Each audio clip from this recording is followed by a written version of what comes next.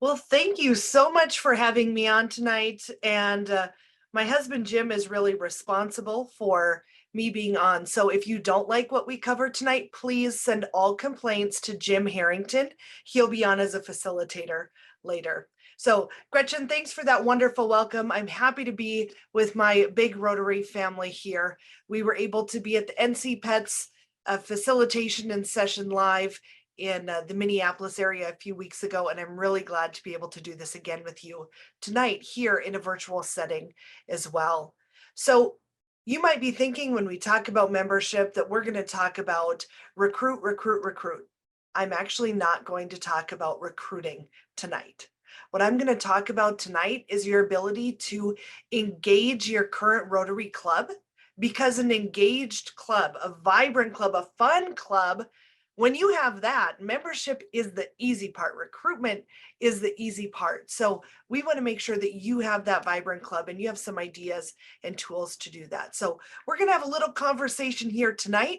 And then Gretchen, correct me if I'm wrong, but I believe they're going to go into breakout rooms following our little chat and be able to have some one-on-one dialogue to really dive in to the depths of what we touch the surface on here, correct? Yes, that is correct. Yep. Wonderful. Well, as you heard Mr. Gump talk about a little bit ago, membership across the US is a major topic here at Rotary because membership across the US is in decline. And when we look at the data around why are our numbers in decline, there are three primary reasons that continue to rise to the top. The cost or time, so that investment, whether it's money or time that we're asking of people. The club environment is not an engaging one or not one that's drawing people back. And unmet expectations, why you joined Rotary, what your passion was when you came in the door, is not what you're getting as an active Rotary member. So it's not just a saying of, hey, membership's in decline, Rotary International's concerned. No, RI is so concerned with the US's decline that it's a primary part of all four elements of the action plan that Tom Gump talked about. You know, if you think about what we do at Rotary, doing good in the world, without our members, we can't do that good. With our members, we can increase our impact, expand our reach, enhance that participation, and increase our ability to adapt within the community that we live, work, and serve in. So as you think about, all right, how do we start to think about members? How do we start to think about where we would go in search of new members? And this is the one recruiting piece I'll give you tonight. I think back to the year after I was president, we had a wonderful used car salesman as the president following me, and he had all kinds of tactics to recruit members. And I am not a salesperson. That is the most uncomfortable space for me. But he said, you know what? I'm going to give you each 5 of these little white cards about the size of a business card. You write your name on it. You write a prospect's name, another leader that you know in the community that should be in Rotary and isn't, and give me their contact information, and I'll do the legwork to get them into the club.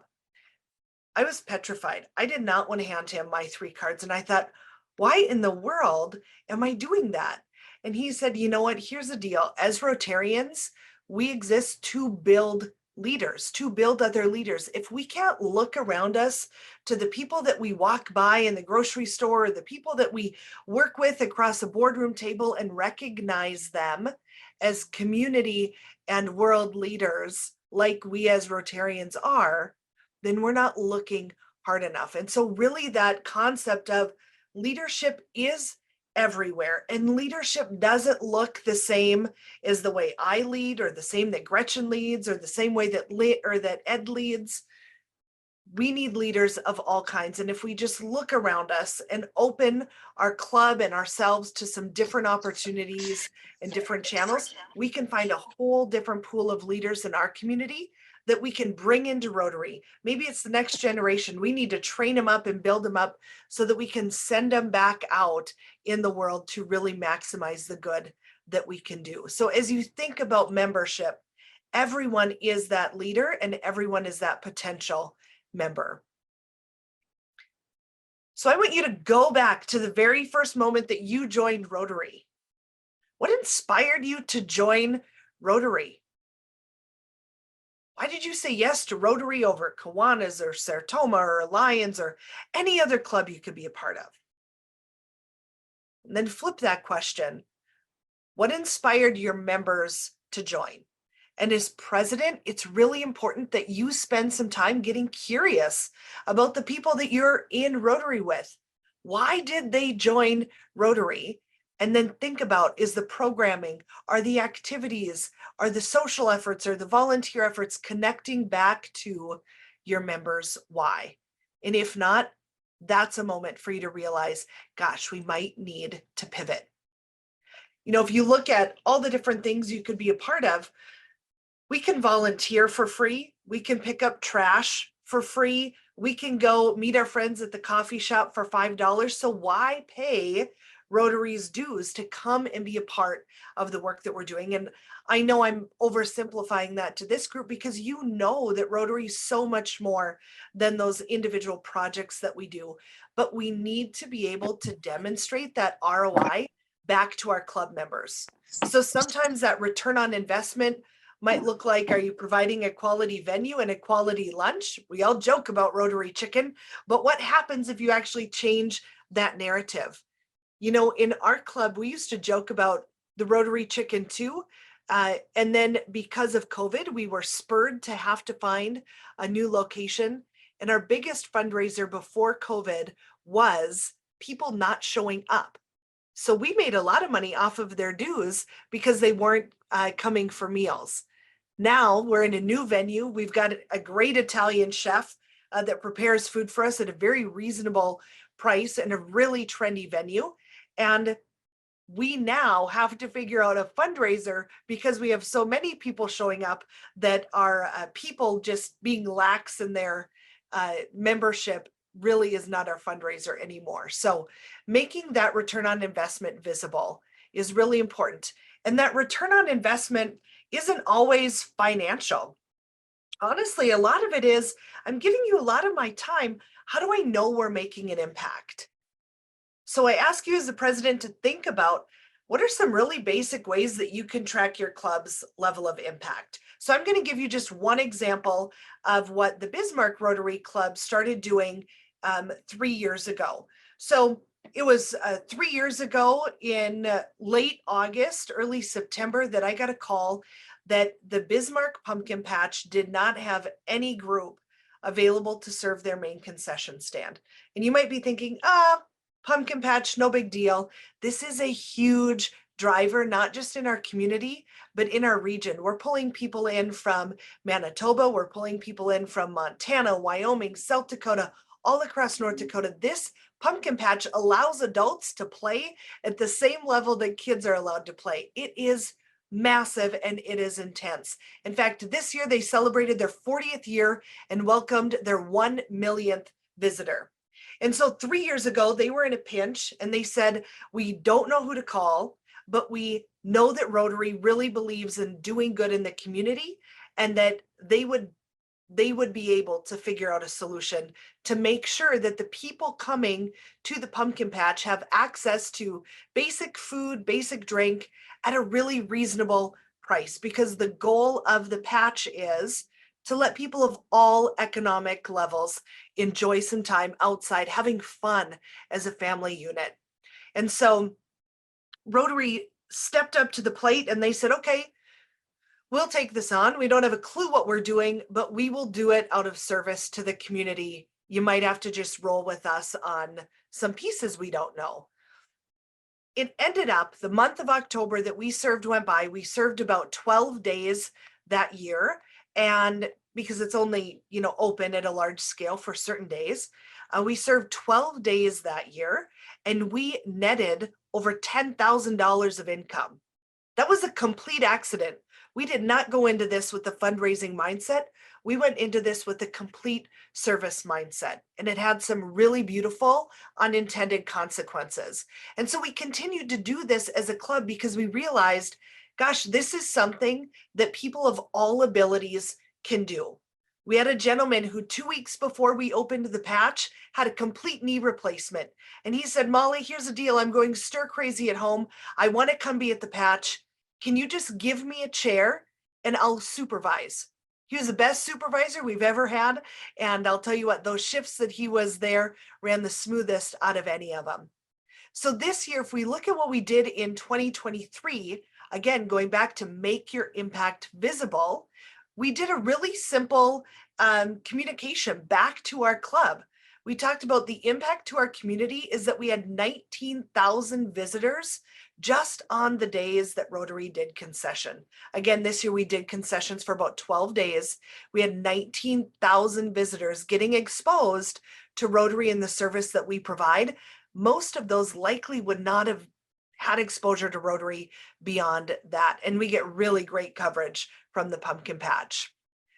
For our club, we rally around youth. If there's one thing we come together on in an instant, it is youth. And so for us, having the opportunity to, as Rotarians, yes, work together and have that fellowship, but then model service above self to youth by volunteering right alongside them, that's a really special opportunity. And so this year we had 54 different student volunteers come through.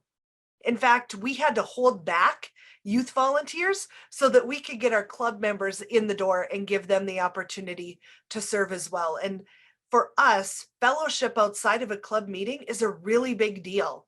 We like to know who we're sitting next to, but in the busyness of a club meeting, we don't always have time to sit and chit chat. So you want to visit with me? I want to get to know you. Come serve with me and let's do service and fellowship together. And just because it's fascinating, here's the product that we sold. 55 boxes of candy, 51 pies. We bought Costco out on more than one occasion, 160 pounds of taco meat, 56 gallons of apple cider, 170 pounds of popcorn, and over 1,100 hot dogs. Yeah, just do 3 zones. So for us, I told you, we came into this with a heart of service, of fellowship, and of supporting our youth and their journey to building service. And we netted $15,000 profit for our club to turn around and do good back in our community again. So really a great opportunity, but as you can see, a really easy way to make the impacts visible to our club. The last thing that I'll say is in Rotary, after doing visioning for many years with clubs all across District 5580, I've seen something time and time again. We get really hyped up to do a project or to do a grant or to do whatever the initiative is. We do that thing and then we leap to the next. And we don't take time in between the good that we're doing to just say thank you. Thank you to our community partners. Thank you to each other. Thank you to those that gave us the opportunity to serve them.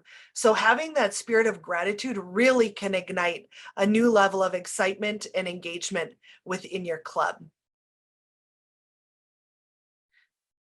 So the last thing I'll share on making your impacts visible is think about those opportunities that you're inviting people to. We invited a lot of family and friends to serve with us at the patch.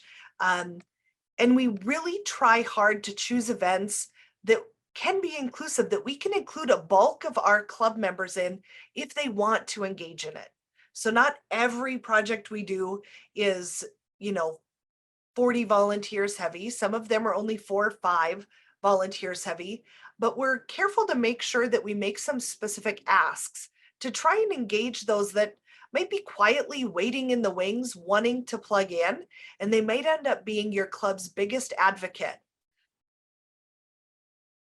And if you haven't done it already, if you're sitting here thinking, well, gosh, how do we know if what we're doing really is making an impact, or are we connecting with our members' passions and reasons that they joined Rotary?